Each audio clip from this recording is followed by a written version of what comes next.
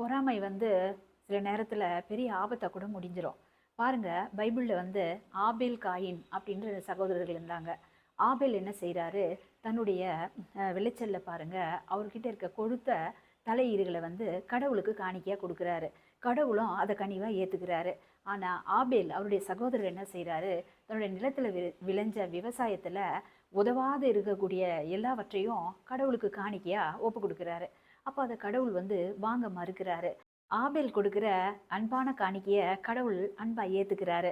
இதனால பொறாமை அடைந்த அவருடைய சகோதரர் என்ன செய்யறாரு, அவரை கொலையை பண்ணிடுறாரு.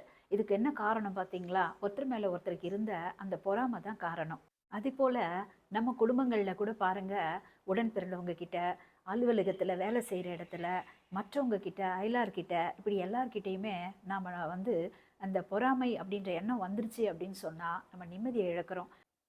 பொறாமை எல்லா தீமைகளையும் செய்ய தூண்டும் மக்களே.